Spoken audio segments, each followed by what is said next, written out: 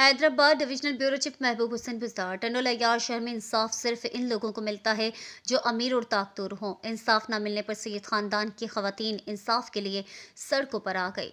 तफसीलात के मुताबिक प्रेम नगर के सैयद खानदान की खवातीन अपने घर के मर्दों के लिए सड़कों पर आ गई जो इनके घरों की कफील हैं।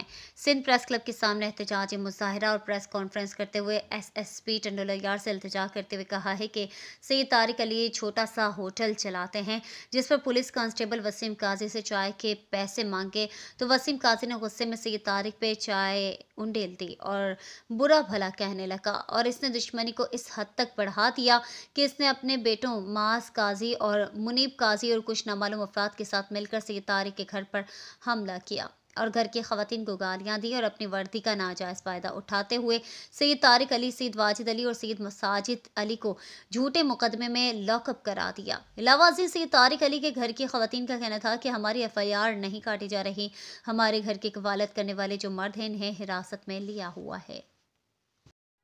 और कोई ज्यादा झगड़ा नहीं है, सिर्फ झगड़े के बिना पे सब कुछ हो रहा है।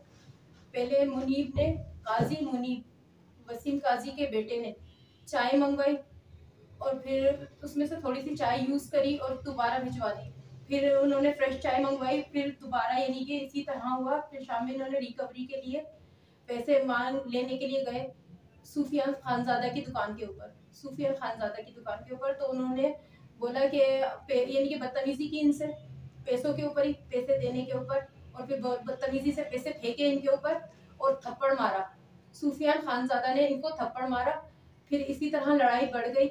लड़ाई बढ़ी तो इन्होंने बोतल रखी हुई थी, इन्होंने सूफियान खानजादा को बोतल मारी और फिर वो उसके कांच जो है वो उसके मुनीब के ऊपर लगे, चेहरे के ऊपर लगे, तो ब्लीडिंग होना शुरू हो गई। यानी कि ये एक सरसरी सी कोई इतनी बड़ी झगड़ा नहीं था जिसको इंसान इतना बड़ा इशू बनाता, ना ही और चोट थी। तो ये इसी तरह लेके लड़के और फिर फौरन शाम की ईशा की नमाज पढ़ने के लिए चले गए।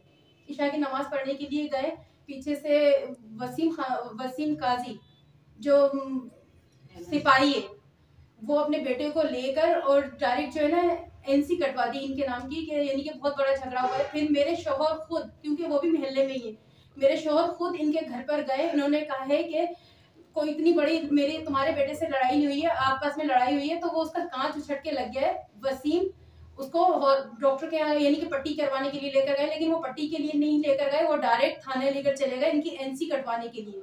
एनसी कट गई। फिर उसके बाद ये जब एनसी कटी है तो मेरे शौहर घर पर भी